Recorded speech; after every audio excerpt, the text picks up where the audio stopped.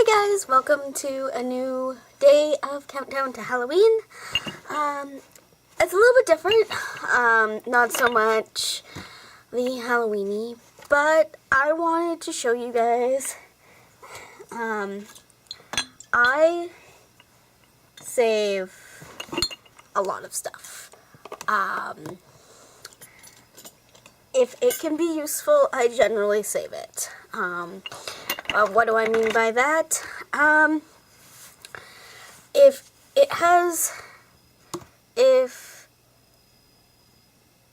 I know that I can figure out a use for something, I don't technically throw it in the garbage. I put it away, and I forget about it, usually. But I tend to use objects for a different purpose after I've used them. A couple of good examples would be, just find it, these. So these are big, massive pillow candles. This one doesn't have the wick anymore.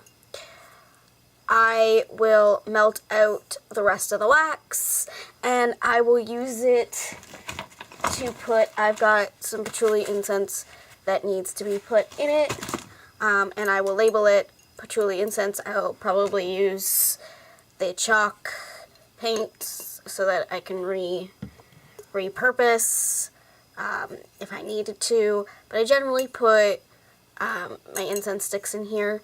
I got it from a new YouTuber, another YouTuber a long time ago. I generally use them for that, or if I have a long candle and I know I need to burn it a long time, I will generally put it in here to burn so that it doesn't get everywhere.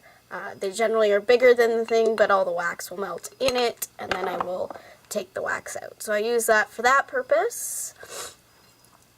Okay, and then I use these little guys. These little guys are scented candles from the dollar store. You get 6 in a pack. I've got 2 right here. But these are also good little, if you're traveling or something and you needed a candle holder for any purpose, those work really well. I use them for a lot of things. Like I said, they come 6 in a package. You just have to take the little wick out and kind of clean them up a little bit. But I tend to use those. And I mean, those are 6 candle holders for, I think it's like $2, $1.25, that you can carry around with you, especially if you have a travel altar or whatever and you like the bigger candles in it, or even remake your candles in here. You can easily do that. I'll show you how, because I'm going to do that to a couple of these, just to have in your travel altar, just, you know, as little god and goddess candles, or as the element fire, or whatever.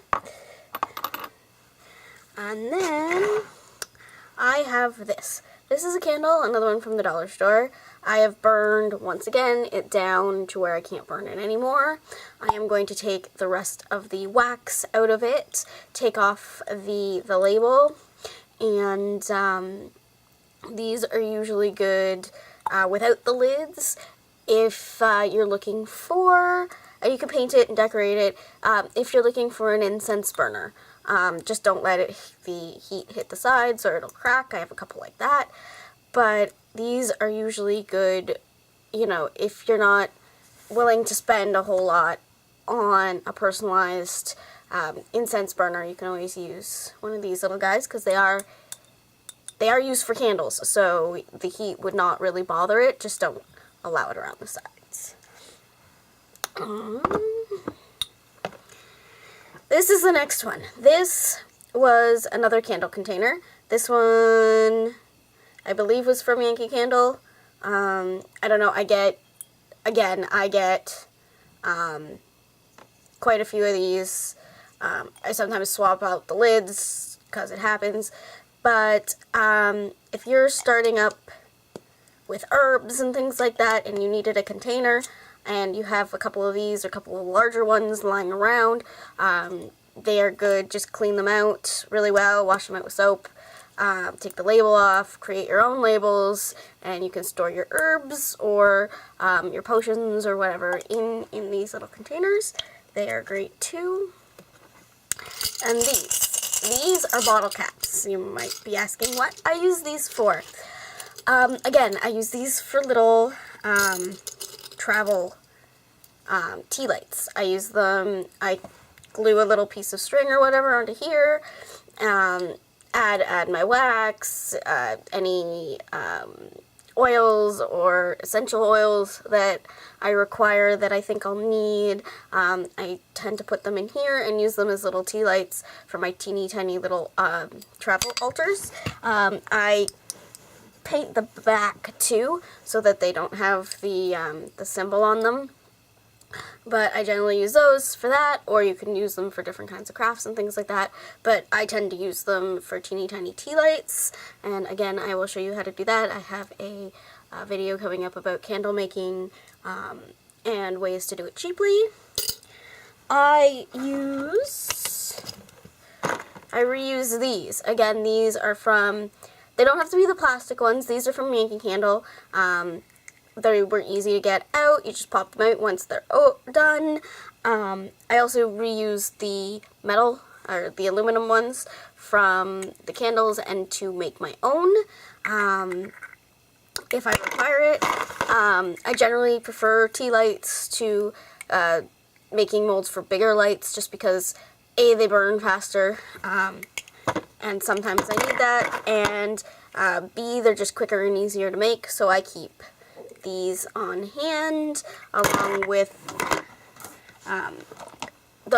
these metal ones, just to keep on hand. And then this is a new one for me. These, I'm not going to show you the label or anything like that. These are beer bottles, obviously, and they don't have a twist-on lid or whatever, but I have bakeable clay, and I've made tops for these. And, I mean, even these can be used as, if you're doing a Halloween decor, or even if you wash them out and rinse them out well enough, they're good apothecary bottles for your tinctures and your infusions and things like that. Just make sure you have a tight-fitting lid. I've got extra cork and things like that, and I'll make the lids for these. I've misplaced... I once again misplaced my bakeable clay, so I can't do that.